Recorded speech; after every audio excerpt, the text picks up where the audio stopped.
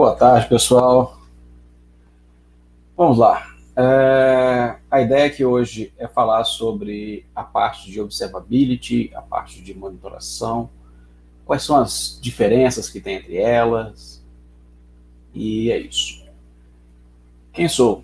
Eu sou Adair Henrique, eu sou evangelizador do software livre, sou autor de livro, eu trabalho há bastante tempo já, mais de 12 anos, com a parte de gestão de infraestrutura de TI, com a parte de monitoração majoritariamente no tempo, tá? E a ideia hoje é falar sobre o que é o serviço, o que é observabilidade, o que é monitoração, se existe algum conflito entre elas, se não existe, o que acontece nessas duas, né? Ou se é só uma nova buzzword que o pessoal inventou, vamos chamar de observability para poder vender mais cópias de software. Falar um pouco de como é que a gente começa a fazer isso, sobre quem a gente tem que notificar quando acontece e as principais ferramentas livres. E eu acho que as principais ferramentas, independente de ser livres ou não, elas são as principais ferramentas para poder fazer esse trabalho.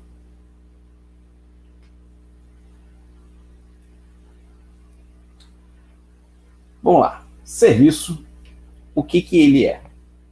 Segundo a Wikipédia, o serviço é um produto ou uma atividade humana que satisfaz uma necessidade, mas ele não gera um bem palpável, tá? Segundo a TI, segundo o ITIL, né? O serviço é algo que é provido para um ou mais clientes, por uma empresa ou por uma pessoa que está provendo um serviço, e isso pode ser feito através de uma combinação de pessoas, de processos, de tecnologia, e que tem que atender a níveis de serviço. Ou seja, uma bola não é um serviço, uma bola é um produto. Mas todos esses caras aqui, um médico, um bombeiro, um policial, todos eles prestam um serviço. Eles fazem alguma coisa e do trabalho deles a gente reconhece como importante isso. Observabilidade e monitoração. O que tem a ver essas duas coisas? A observabilidade tem a ver com a capacidade de determinado aplicativo, determinado web service, conseguir comunicar os seus estados internos. Tá? Enquanto a monitoração tem a ver mais com a capacidade de coletar essas informações. Tá? Ou seja, a observabilidade a gente adiciona a observabilidade quando a gente configura as aplicações para que elas tenham a capacidade de falar para terceiros o que está acontecendo com elas. Um pouco mais à frente eu vou demonstrar isso um pouco melhor aqui. E eu costumo falar que observabilidade e monitoração não acontece um sem o outro. Todo ambiente tem alguma capacidade de observabilidade, todo ambiente tem alguma capacidade de monitoração nele. Por onde é que a gente começa? Primeiro, a mensagem triste é que nenhum projeto começa com o projeto da monitoração. Vamos monitorar a nossa empresa. Não.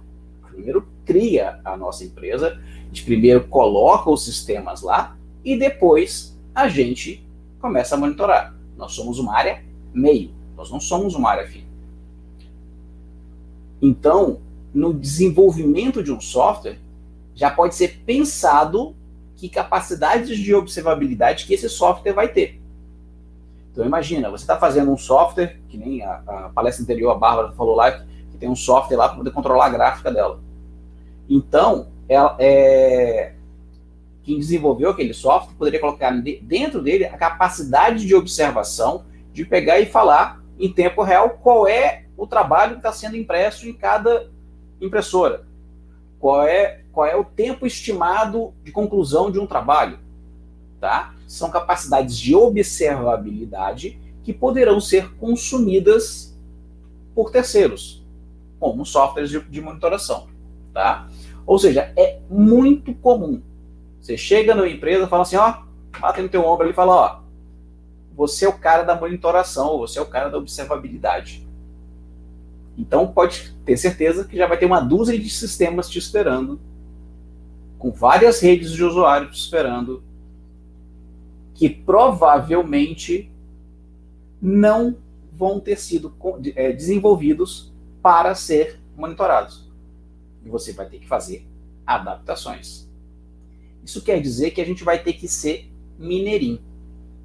É mineirinho comendo mingau. Se você tentar ir direto no meio do mingau, ali no prato, você vai queimar a boca. Porque aquela parte do mingau está muito quente. Ou seja, se você tentar abraçar o mundo com as pernas, você não vai conseguir. Você precisa ir pelas beiradas. Vai pegando um pouquinho da beirada que está mais frio, vai pegando, até chegar no centro do prato. Então, de forma mais prática, vamos dizer o seguinte. Temos aqui o nosso amigo usuário, que é um eterno reizinho, né? Ele sempre sabe tudo, sabe perfeitamente o que ele quer. Só tem alguns problemas de conseguir passar para a gente o que ele quer exatamente. Mas isso é problema nosso, nunca é o usuário. Tá? Então, digamos que o usuário quer consumir um relatório, por exemplo. Então, eu quero fazer a monitoração desse ambiente para poder garantir que esse cara vai conseguir fazer isso. Por onde eu começo? Eu começo pelas coisas que eu não tenho que pedir demais. Eu não tenho que ter muitas reuniões para poder conseguir. Eu começo pela rede. Eu vou ali, começo a fazer aquela famosa máquina de ping, eu começo a pingar todo mundo e tudo mais, e eu vou começando a ter uma informação. Começando a ter um dado, pelo menos, tá? Vou vendo os descartes, vou vendo as latências entre redes. Depois, eu evoluo para a parte de TCP, UDP, das portas que sobem. Essas duas partes aqui eu consigo fazer a monitoração a partir do meu notebook. Qualquer usuário na rede provavelmente consegue fazer essa monitoração. A gente não precisa ter que pedir autorização para isso. A gente sempre pede, mas a gente não precisa pedir. Porque são protocolos, são formatos que normalmente já estão liberados. Tá? Mas eu tenho que pingar 10 mil hosts. Eu trabalho lá no CEP, a gente tem mais de 15 mil hosts. Você vai ter que pedir, vai ter que chegar lá para o cara da segurança e falar, então, oi, tudo bom? Eu sou a Dail, eu vou começar a fazer a monitoração aqui. Se prepara. O IP tal vai ser uma máquina de ping, vai mandar ping pra caramba para todo mundo. E aí o cara vai lá, coloca a configuração e libera para que você consiga fazer isso. Depois que eu passei da fase da rede, passei da fase do transporte, eu vou para a fase da plataforma. Então, eu saio ali da camada de rede, simplesmente, eu começo a entrar em coisas que eu vou precisar de agentes especializados. Ou às vezes não, tá? Mas a maioria das vezes eu vou acabar precisando. É fazer um teste de um DNS e saber se ele está resolvendo os nomes que ele deveria estar resolvendo, os principais nomes. Fazer uma verificação do Apache de erros de log dele, de quanto que um container Java está consumindo de memória. Ou seja, é uma série de coisas que eu vou evoluindo. Depois, eu posso desenvolver cenários percebidos pelo usuário. Cenários que o usuário utiliza. Que tipo de cenário é esse? Eu costumo falar que são cenários read-only. Por exemplo, eu trabalho lá no CERP, né? A Receita Federal é um cliente nosso. Eu não posso pegar, ir lá na aplicação de declaração de imposto de renda e fazer uma declaração de imposto de renda, simular uma declaração de imposto de renda no nome do Sirico. Eu não posso fazer isso. Nenhum gestor de TI vai me autorizar a fazer isso. Não faz sentido. Tá? Então, eu posso fazer um cenário onde eu consulto se o Adail, se a Jo, se o Luigi fizeram a declaração de imposto de renda deles. Já entregaram ou não. E aí eu vejo os tempos que está dando isso. Ou seja, eu faço cenários bem específicos, eu pinço eles muito bem, escolho a dedo, para garantir que aquelas consultas que eu estou fazendo não afetam a solução. Elas têm que ser read-only. Então, beleza, eu fiz lá as minhas consultas, estou monitorando rede, estou monitorando protocolo, estou monitorando a aplicação, estou monitorando tudo. Agora eu monto meus dashboards todos bonitinhos, usando um Grafana da vida, usando a galera lá do Elasticsearch, faço o Canva 4 e ótimo. Quer dizer que eu estou liberado, posso ir para a praia, posso tirar férias e agora viver de renda. Não mesmo. Agora que começa a tal da observabilidade. Que até então, eu falei de monitorar coisas que são genéricas, coisas que são read-only, coisas que são que eu estou controlando 100% eles. Agora, quando eu entro na observabilidade, eu vou medir métricas do serviço, oriundas de ações reais do usuário. Então, imagina, por exemplo, eu trabalhei um tempo no INEP, tem lá o Enem, tá? Ao invés de eu simular um aluno fazendo uma inscrição, não quero simular isso não.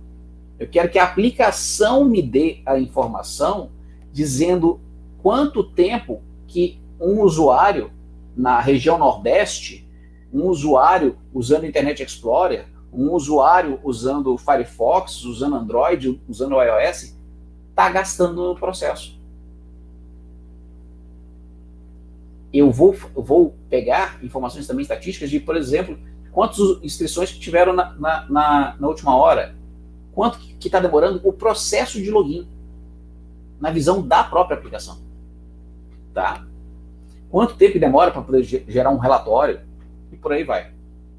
Então vamos pensar aqui num caso de uso, por exemplo, se a gente fosse fazer a monitoração e a parte de observabilidade do Netflix. O que a gente consegue ver aqui logo de cara? A gente entra, tem uma tela de seleção de perfil, então, dependendo do perfil que eu selecionar, toda essa lista de filmes e seriados que aparece aqui atrás, ela vai mudar. Então, pro time, que é uma criança, de repente vai aparecer as coisas da Disney aqui para ele. Ou aparecia antes de aparecer o Disney Plus. Né? Pro Ed, vai aparecer ali filmes da Marvel. Para Jazz, vai aparecer uns filmes românticos. E por aí vai. Ou seja, a tela tem que se reconfigurar toda. Então, tem vários tempos, tem várias coisas para poder coletar aqui. Então, temos aqui o serviço da Netflix. Isso roda onde? Não sei se ainda roda hoje, mas isso aqui inicialmente rodava lá no AWS. Isso quer dizer que usam um monte de caixinhas da AWS. É o RDS, é o CloudWatch, é a parte do DNS seguro, o Host 53, se não me engano o nome. Vai utilizando cada um dos componentes lá e eles usam muito bem, obrigado. Inclusive, a Netflix faz umas coisas de teoria do caos lá bem bacanas, inclusive. Os logs que tudo isso gera.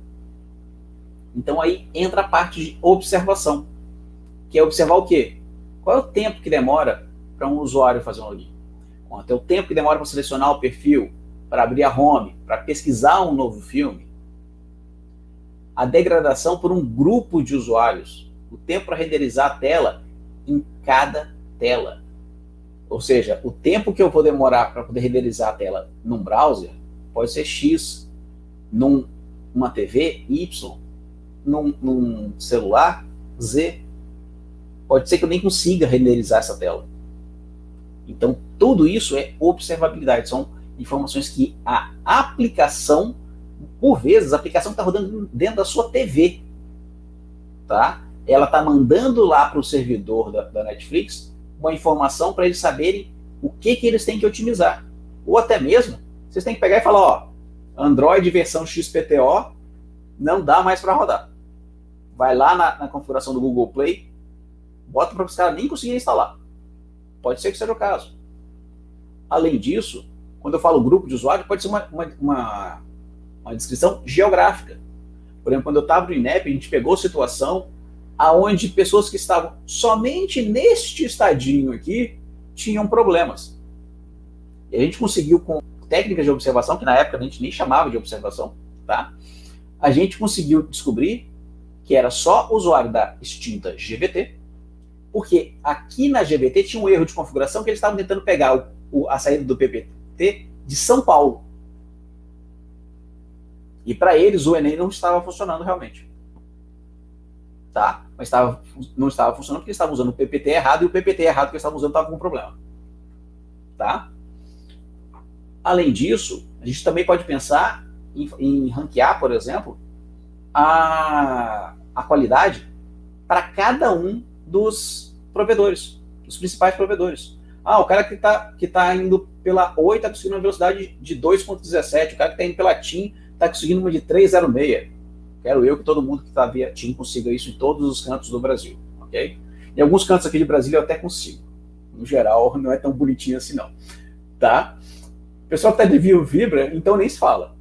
Beleza? Então, vamos lá. Então, uma vez que eu tenho os dados, eu começo a tratar estes dados e transformar esses dados em informação. A informação pode ser uma modificação automática na minha infraestrutura. A informação pode ser uma notificação para um ou um grupo de usuários. Então, por exemplo, uma coisa que todo mundo que trabalha com nuvem está acostumado é o ambiente escalonar. Ele crescer ou ele diminuir em função da carga de usuários. A maioria das soluções de nuvem já tem isso nativo, mas quem está ainda em bare metal pode precisar disso aqui. Seja subir mais uma VM, seja subir mais um container. Tá? Pode ser necessário ou não. Pode ser também a questão de abrir e também fechar automaticamente tickets. E, genericamente falando, quando e quem que eu vou avisar? No momento T0, aconteceu um incidente, cara, avisa o administrador. É o cara que administra a parada. Só que incidente não tem hora para acontecer. Mas a CLT tem hora para começar e tem hora para terminar. E tem o horário de almoço ainda. Ou seja, se o incidente foi mal educado e não respeitou a CLT, normalmente ele é assim, tá?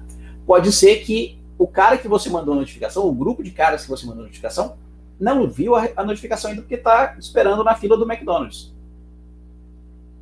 Ou porque está, atualmente não por causa da pandemia, mas antigamente estava numa boate. Tá? Então, no momento T1, sei lá, 15 minutos depois, 10 minutos depois, depende da severidade do seu negócio, depende da criticidade do problema que está acontecendo, do incidente que está acontecendo. Você manda para o grupo de gestão da infra. Passou meia hora no total, manda para o grupo da gestão do produto. No momento T3, sei lá, uma hora depois, manda para o diretor de TI. Depois manda para o presidente, velho. Não tenha medo. Combinado não é errado. Você planeja, assim como você faz um planning de backup, faz um planning de segurança, um PDTI, faz tudo, você faz um planning de monitoração. Você vai chegar, vai falar, ó, a regra do jogo é essa, vocês me falaram que é importante isso, que tem que abrir ticket e tudo mais, então tá, a regra de escalonamento que a gente está propondo é essa.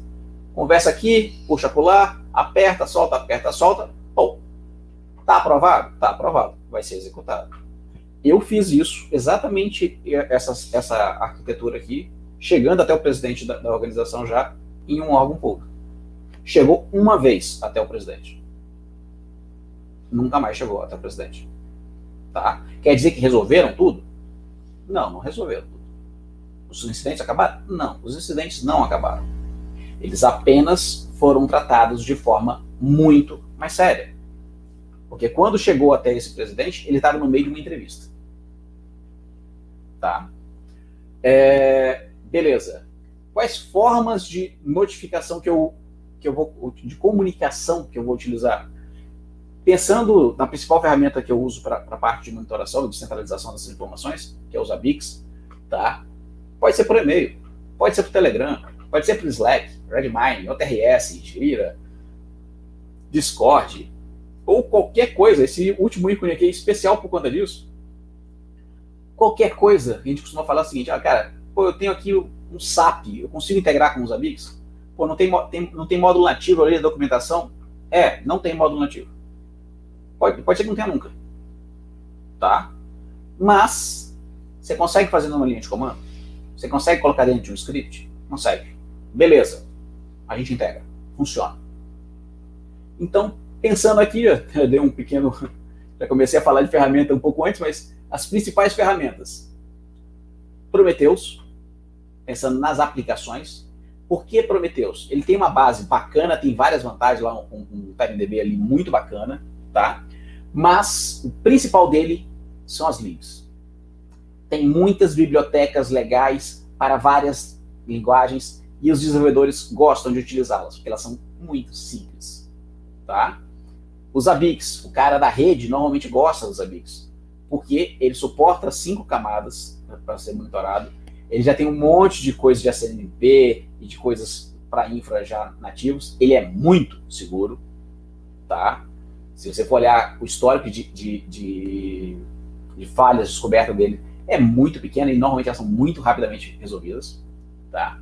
O Grafana, que não tem o que falar, para fazer a apresentação, para fazer dashboard, ele é o cara, tá? GLPI ou OTRS para fazer a parte de tickets, aí vai do sabor de cada um, tá? E todos eles têm em comum o quê? Eles são acessíveis através de browsers, eles são livres, são gratuitos, e pronto, acabou. Ou seja, eu posso trabalhar com qualquer um deles. O Prometheus, ele suporta lá a GraphQL, que é uma linguagem de pesquisa muito eficiente. O Grafana também suporta ela, tá? Só que a interface, como vocês podem ver, não é exatamente, oh meu Deus, que maravilha, né? Esse aqui é um exemplo de um exporter do Prometheus. Podem ver que ele é simplesmente um conjunto de chave e valor. E, tipo assim, você não está pegando aqui, vou pegando parâmetro a parâmetro. Não, você pega como se fosse um dump de SNMP. Você pega tudo de uma vez só. Aí alguns vão falar, poxa, mas isso aí é mais caro do que se eu fizer um WebServer me retornando em JSON. Sim, é verdade. Computacionalmente falando, se eu trago todos os parâmetros versus eu trago um só, é mais caro. Mas pensando em implementação, é bem mais rápido. Tá? Os Zabbix conseguem ler esse formato nativamente e separar bonitinho lá tudo isso. Tá? O próximo cara é o Zabbix. Se a gente observar, a interface entre Prometheus e Zabbix, o Zabbix deu um show. Tá muito melhor a interface. Tá? E ele tem várias outras funções e tal, não vou entrar no mérito aqui, acho que elas são complementares, acho que elas não são concorrentes. Tá? Mas a interface dos Zabbix já é muito mais bonita. Isso aqui eu já consigo mostrar para um cara de mais alto nível. Então, aqui já ganhei bastante. Eu tenho possibilidade de fazer mapas aqui, tá? Até a versão anterior dele tinha a possibilidade de utilizar lá os Zabbix extras também, que também se podia fazer mapa geográfico e tal, um monte de coisa, tá? Depois disso vem o Grafana, que nem eu falei há alguns slides atrás. Grafana, seu nome é dashboard. Ou o contrário, dashboard, seu nome é Grafana. Porque ele faz dashboards muito fáceis e muito bonitos, ok? É óbvio que quando a gente está fazendo isso, aí observa aqui, ó, eu saí de um aqui que já tinha muita informação, já tinha um monte de coisa nele, e eu fui para um outro que tem o triplo de informação. Mapas geográficos, dados 1000, percentuais, tudo. Tudo atualizado dinamicamente. Só que você tem que lembrar que computação segue a regra do Homem-Aranha. Com grandes poderes, vem grandes responsabilidades. Com grandes liberações de acesso a dados, vem grandes custos computacionais. Então, se eu faço esse gráficozinho aqui embaixo, que está me mostrando desculpa, eu faço esse aqui, está me mostrando simplesmente o espaço livre, por exemplo, em alguma coisa, tá? É um valor barato de se baixar. É rápido, pensando em rede, pensando em I/O de disco, pensando em tráfego, é barato esse dado, ok? Mas se eu pego esse gráfico aqui embaixo e coloco para poder me plotar os dados dos últimos 3 anos de acesso a um site, por exemplo, todo mundo sabe que vai ser muito mais caro, independente de qual seja o site, independente de qual seja a solução, ele vai ser muito mais caro do que esse dado aqui em cima. Então a gente tem que ter em mente que os dashboards, eles são bonitos, eles são muito funcionais, normalmente os gestores amam eles, são muito bons, dá para colocar ali no corredor da sua empresa, ali para todo mundo que passar ver que você está controlando tudo. Entretanto, eles podem fazer a sua infraestrutura de monitoração dar uns soluços.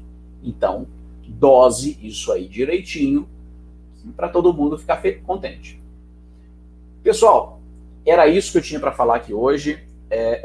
Estão aí os meus contatos, tá? Tanto no Telegram quanto o e-mail. E é isso. Se tiver perguntas, se tiver alguma coisa, eu abro agora para perguntas.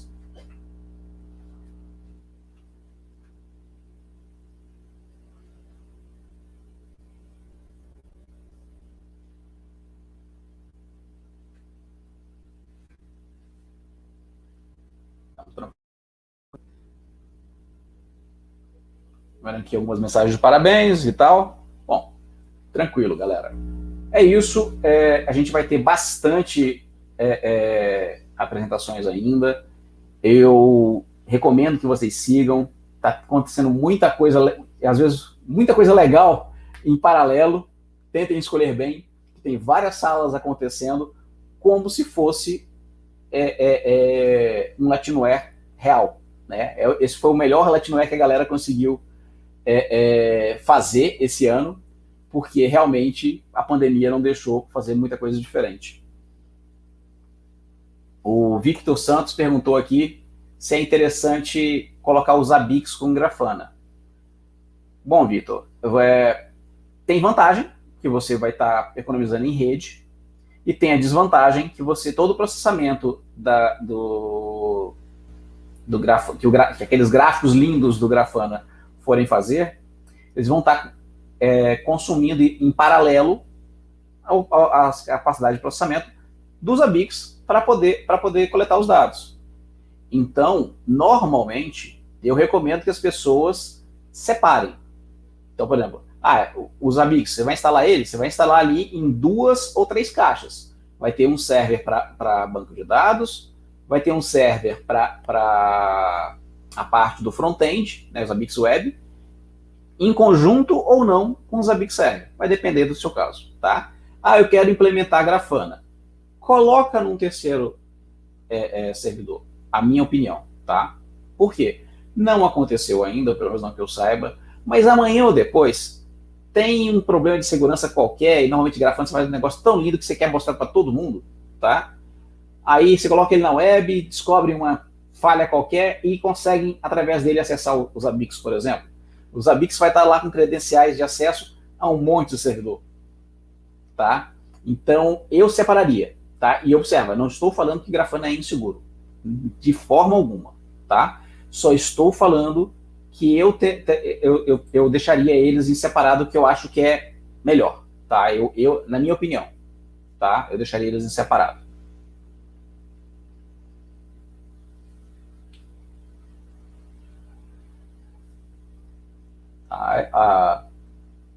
Eliabe falou também ali, não seria melhor separar? Sim, na minha opinião, seria melhor separar sim, tá? Na minha opinião apenas, mas não tem nenhum impedimento técnico, é apenas um preciosismo, vamos dizer assim, de segurança, que eu acho que, observando que tudo está rodando em container, tudo está rodando em máquina virtual hoje, eu não vejo muito para que juntar 2 problemas. Eu prefiro separá-los e tratar eles de forma individual. Acho que é isso então, né, pessoal? Bateu aqui meus 30 minutinhos certinho.